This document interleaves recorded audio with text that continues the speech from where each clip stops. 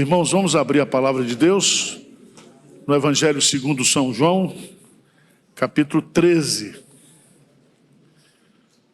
Faremos a exposição desse texto, versos de 1 a 17, trazendo uma aplicação para a igreja nesta noite, sobre o tema Somos servos semelhantes a Jesus. Vamos repetir? Somos servos semelhantes a Jesus. Ora, antes da festa da Páscoa, João 13, sabendo Jesus que era chegada a sua hora de passar deste mundo para o Pai, tendo amado os seus que estavam no mundo, amou-os até o fim. Durante a ceia, tendo já o diabo posto no coração de Judas Iscariotes, filho de Simão, que traísse a Jesus, sabendo este que o Pai tudo confiara às suas mãos, e que ele viera de Deus e voltava para Deus, levantou-se da ceia, tirou a vestimenta de cima, e tomando uma toalha, cingiu-se com ela. Depois, deitou água na bacia e passou a lavar os pés aos discípulos e a enxugar-lhes com a toalha com que estava cingido. Aproximou-se, pois, de Simão, Pedro, e esse lhe disse: Senhor, tu me lavas os pés a mim? Respondeu-lhe Jesus: o que eu faço não sabes agora, compreenderás depois. Disse-lhe Pedro: nunca me lavarás os pés. Respondeu-lhe Jesus: se eu não te lavar os pés, se eu não te lavar, não tens parte comigo. Então Pedro lhe pediu: Senhor, não somente os pés, mas também as mãos e a cabeça. Declarou-lhe Jesus: quem já se banhou não necessita de lavar senão os pés. Quanto ao mais, está todo limpo. Ora, vós já estáis limpos, mas não todos. Pois ele sabia quem era o traidor. Foi por isso que disse: nem todos estáis limpos. Depois de ter lavado os pés, tomou as vestes e, voltando à mesa, perguntou-lhes: compreendeis o que vos fiz? Vós me chamais o Mestre e o Senhor, e dizeis bem, porque eu sou. Ora, se eu, sendo o Senhor e o Mestre, vos lavei os pés, também vós deveis lavar os pés uns dos outros, porque eu vos dei o exemplo, para que, como eu fiz, façais vós também. Em verdade vos digo que o servo não é maior do que o seu senhor, nem o enviado maior do que aquele que o enviou. Ora, se sabeis estas coisas, bem-aventurados sois se as praticardes. Amém. Abra aqui, por favor, só para... Somos servos semelhantes a Jesus. O título mais importante da Bíblia, em todo o Antigo Testamento e também no Novo Testamento, é o título Servo do Senhor. Os grandes homens usados por Deus tiveram o privilégio de receber esse título. Inclusive, o próprio Jesus Cristo, ele é chamado de servo do Senhor. A Bíblia nos diz que todo crente verdadeiro é um servo. E que o propósito de sermos servos é sermos transformados à semelhança do Senhor Jesus. John Stott, no seu livro Discipulado Radical, ele identifica, no contexto da Bíblia, que o propósito eterno de Deus, em Romanos 8, 29, é nos conformar à imagem de Jesus.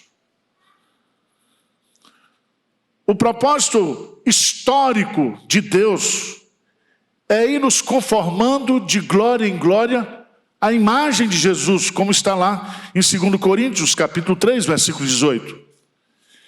E o propósito escatológico é nos transformar à semelhança de Jesus, porque lá em 1 João, capítulo 3, versículo 2, diz que quando ele vier, nós o veremos e nós seremos semelhantes a ele. Então, o grande propósito de Deus é nos transformar à imagem de Jesus Cristo, à semelhança de Jesus Cristo. Aquilo que Paulo chama de a estatura perfeita, o varão perfeito. Esse texto bíblico, ele é uma aula que Jesus está nos dando, não somente uma aula conceitual, mas uma aula de exemplo, e ele está nos ensinando aqui que assim como ele, na condição de Senhor, assumiu a forma de servo e nos serviu, nós devemos também assumir essa identidade de servo, à sua semelhança. Para a gente entender a exposição do texto, eu dividi aqui em 3 partes. A primeira delas, o que Jesus sabia e sentia. O que Jesus sabia e sentia. Se você observar bem, esse verbo saber aplicado a Jesus aparece algumas vezes nessa narrativa. O que Jesus sabia? Veja no versículo 1. Ora, antes da festa da Páscoa, sabendo Jesus que era chegada a sua hora. Então, naquele momento, ele tem consciência que chegou a hora dele ir para Jerusalém, dele morrer, dele ressuscitar e dele subir ao céu. Chegou a sua hora de passar deste mundo para o Pai. Segunda coisa, veja no versículo 2, que também ele sabia que naquela noite ele seria traído, diz o texto sagrado. Durante a ceia, tendo já o diabo posto no coração de Judas Iscariotes, filho de Simão, que traísse a Jesus. Veja lá no versículo 11, versículo 11 diz, pois ele sabia quem era o traidor. Então Jesus sabia que era o momento dele partir, Jesus sabia que seria o momento naquela noite de ser traído por um dos seus discípulos. Mas também, no versículo 3, a narrativa nos diz que ele sabia também, versículo 3, sabendo este que o Pai tudo confiara às suas mãos e que ele viera de Deus e voltava para o Pai. A terceira coisa que ele sabia aqui era que ele seria exaltado após a obra da humilhação, a obra da cruz. Ele seria glorificado pelo Pai, recebendo novamente aquilo que ele abriu mão nesse processo de encarnação, de humilhação e de redenção. Mas também, quarto lugar, Jesus sabia, de acordo com Lucas 22, 24, que é um texto paralelo, que havia uma disputa entre os discípulos para saber quem era o maior, quem era o mais importante. Havia por parte dos discípulos um desejo muito grande de aparecer, de querer ser o primeiro, de querer ser o top dos discípulos, aquele que seria o primeiro. Mas Jesus também não somente sabia, mas Jesus também sentia nesse momento. E eu queria que você lesse comigo o versículo 1. Vamos ler juntos? Ora, antes da festa da Páscoa, sabendo Jesus que era chegada a sua hora de passar deste mundo para o Pai, tendo amado os seus que estavam no mundo, amou-os. Que coisa maravilhosa. Aquele era um momento não sabendo de saber, de ter consciência do que estava acontecendo, mas aquele era um momento também de demonstrar de expressar aquilo que ele sentia. E é tão bonito esse versículo, porque a origem do amor aqui é divino.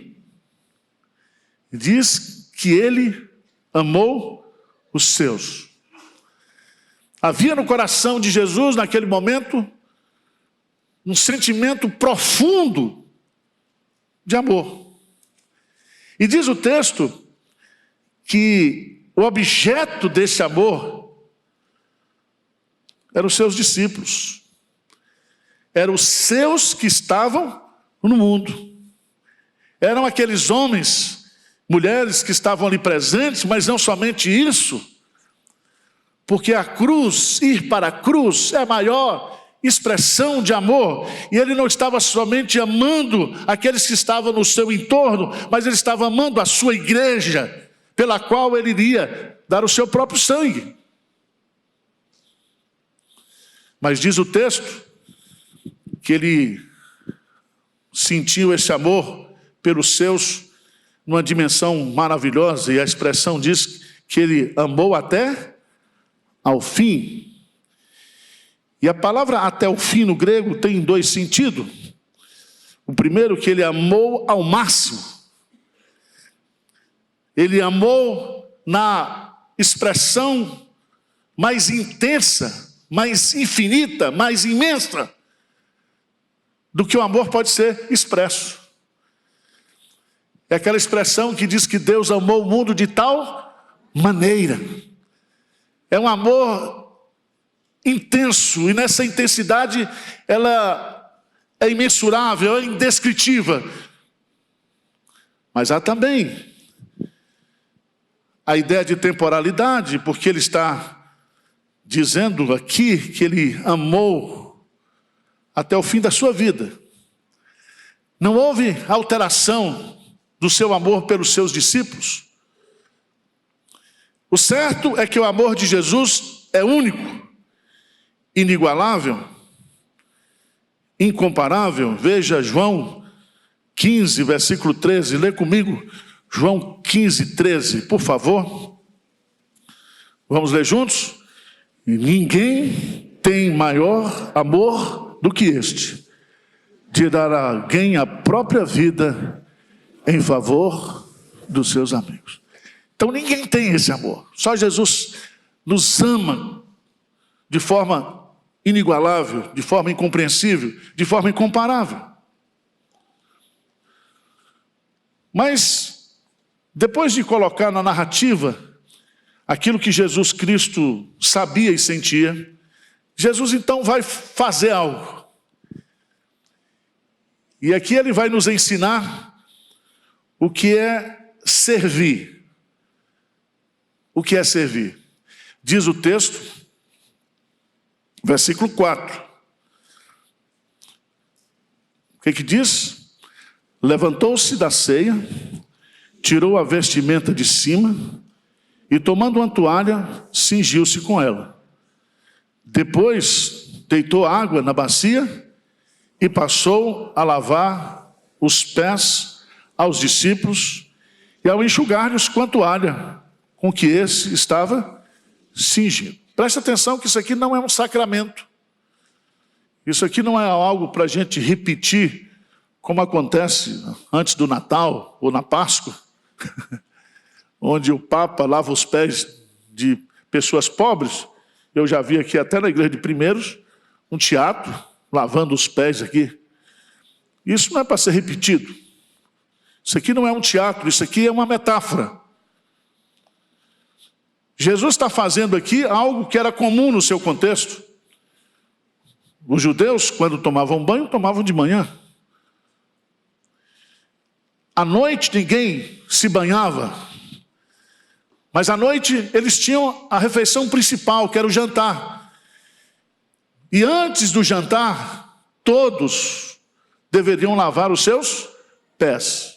E geralmente nas residências, nas casas, havia aquele escravo que estava ali para fazer aquele trabalho que era o trabalho mais humilde, mais simples, mais insignificante, mais irreconhecido, mas também o mais necessário, que era lavar os pés. Aqui, nessa atitude de Jesus, ele nos ensina pelo menos 4 lições. 4 lições. A primeira delas é que servir é ação. Veja bem, irmãos, o detalhe do texto. Diz o texto claramente que levantou-se da ceia. Estava ali a água dentro de uma bacia, com a toalha do lado. E isso deveria ser feito antes da ceia. Antes da ceia. Mas ninguém fez. Ninguém chamou para si a responsabilidade. Então Jesus, vendo que ninguém fez, ele simplesmente se levantou e fez. Preste atenção. O lavar os pés era necessário, mas ninguém tomou a iniciativa, exceto Jesus. Aqui na igreja de Pinheiros tem muita gente que tem ideias. Pastor, por que a gente não faz isso? Não faz isso, não faz isso. Se você é servo, você precisa identificar aquilo que é necessário fazer e fazer. Significa que eu e com você, nós precisamos tomar a iniciativa. Se há uma necessidade na igreja, se há uma necessidade do corpo de Cristo, nós temos que fazer. Há serviços que são necessários. Eu fico imaginando, se essa turma fosse presbiteriana, estava lá a bacia, e a turma ia primeiro perguntar: essa bacia é inox? Essa água tem gás ou não tem gás? A toalha é santista? Veja bem, às vezes na igreja nós temos esse hábito. Você entra aqui, parece que a igreja não é sua. Parece que aqui tem um monte de gente para trabalhar para você, para servir você. Você quer estrela, celebridade. Quer tapete vermelho, quer ar-condicionado, quer tudo. E não é assim, irmãos. Se você é cristão, se você é de Jesus, você é servo. E você precisa ter a atitude de servo. Você tem que chamar para si a responsabilidade de servir. Segunda lição: servir exige humildade. Humildade. Jesus disse que ele não veio para ser servido, mas para servir. E ele, para servir, ele foi tomado por um sentimento, o sentimento da humildade.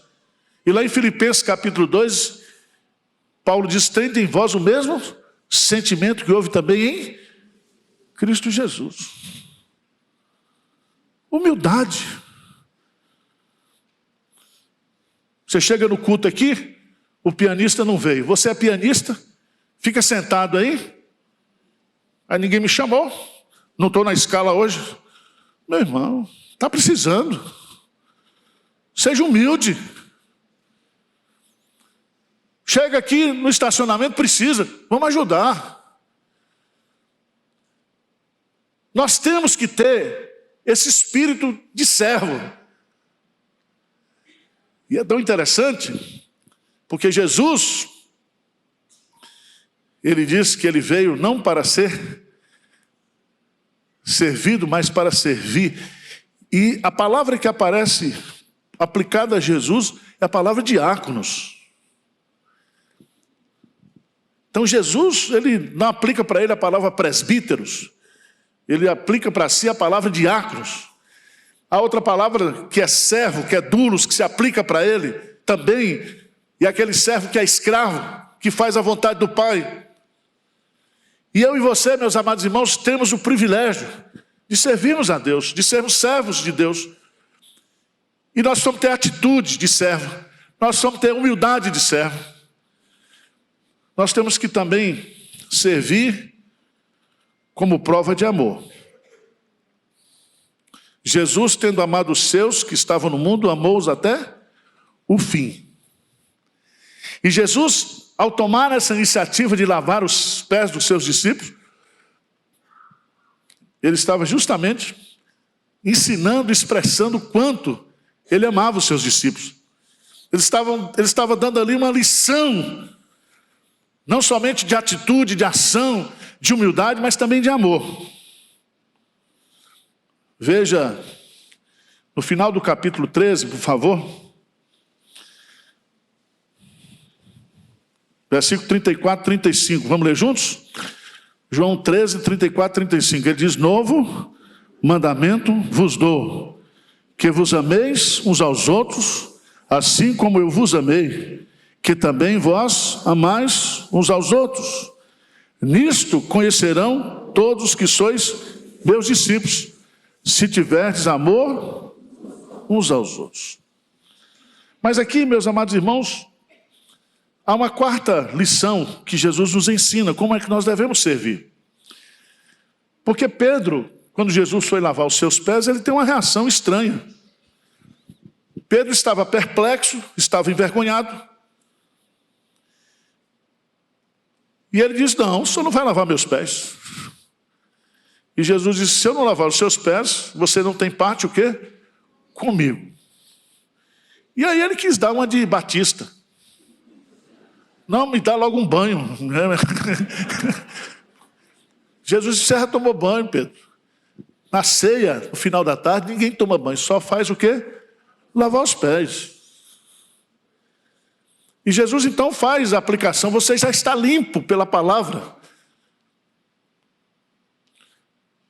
E aqui eu aprendo a lição, irmãos, que Jesus está nos ensinando, que servir não é do nosso jeito. Olha, eu só sirvo desse jeito. Se tem gente que faz assim, pastor, é o seguinte: eu sou assim. É do meu jeito. Não, filho. É do jeito de Jesus.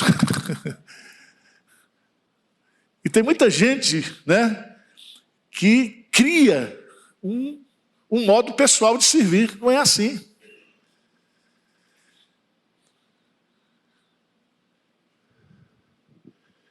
Mas Jesus, então, depois que ele... Versículo 12. Jesus sabia e sentia. Jesus fez. E agora Jesus o quê? Ensina. Jesus ensina. E o que Jesus ensina? Veja o que Jesus disse. Olha, depois de lhes ter lavado os pés, tomou as vestes e, voltando à mesa, perguntou-lhe: vocês compreenderam o que vos fiz? Então veja que Jesus quer que os seus discípulos, e que nós aqui hoje à noite, tenhamos uma compreensão, que é um ato de cognição. Compreender é reunir dados, informações, e aqui não é somente aquilo que Jesus disse, mas aquilo que Jesus fez. Então nós temos que ter um quadro geral para a gente compreender o sentido e a lição que ele está nos ensinando. E aqui, meus amados irmãos, provavelmente, se Jesus fez essa pergunta, ninguém estava entendendo absolutamente o quê? Nada. Por isso que eu pergunto de vez em quando: está entendendo? Vocês estão entendendo? Porque crente tem dificuldade.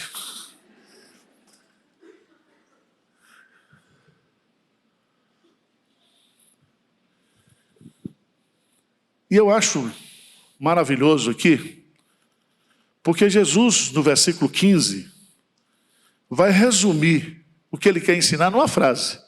Como bom professor, como o maior de todos os professores, lê comigo o versículo 15, por favor. O que diz?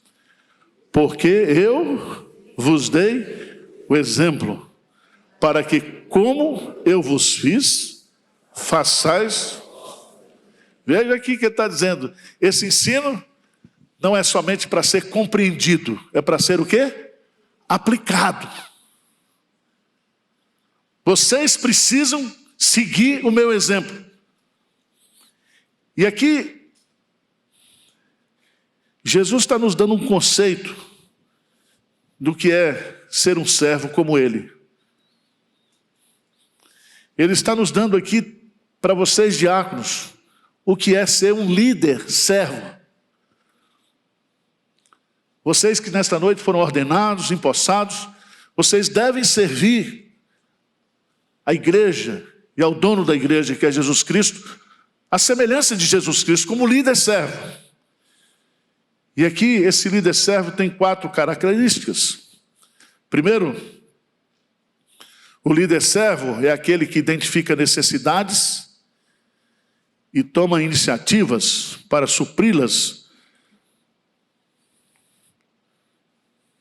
Veja no versículo 12: depois de lhes ter lavado os pés, tomou as vestes, voltando à mesa, perguntou-lhes: compreendeis o que vos fiz?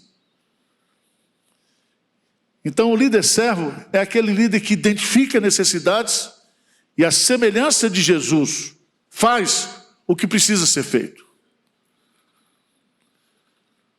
Se você quer servir a Deus como Jesus serviu, você tem que fazer isso de forma espontânea, de forma voluntária.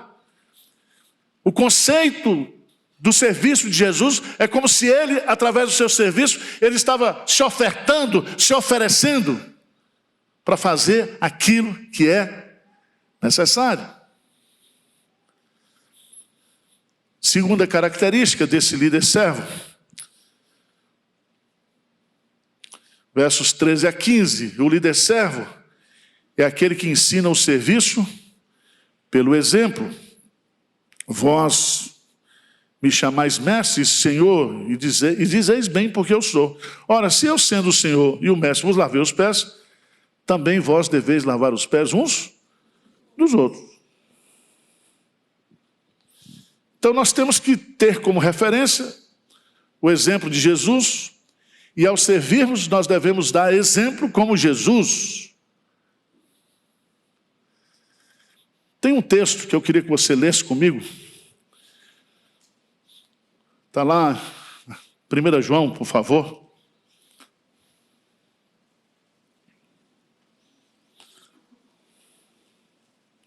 Desculpa, 1 de Pedro.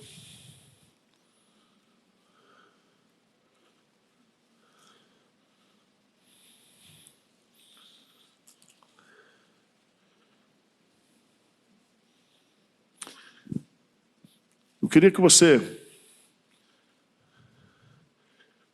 lesse comigo capítulo 2, versículo 21.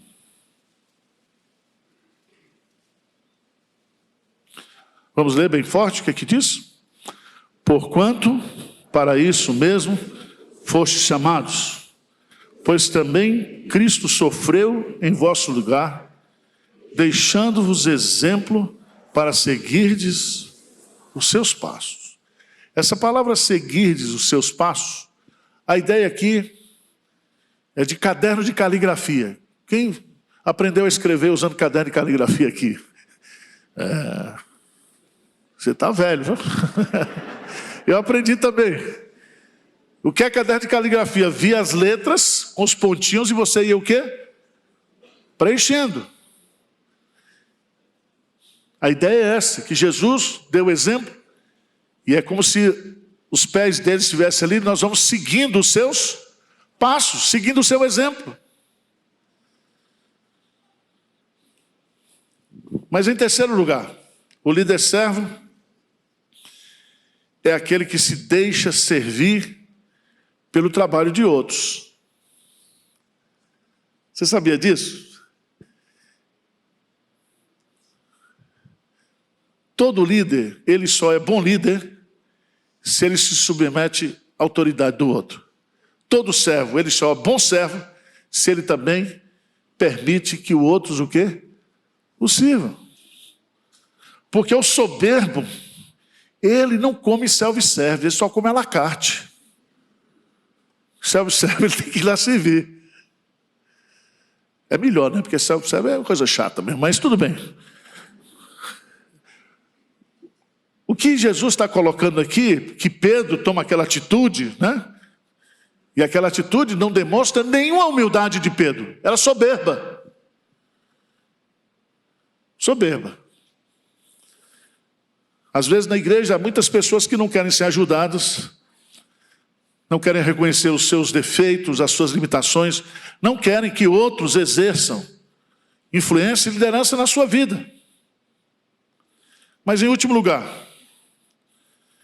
eu queria que você lesse comigo João 13, versículo 17.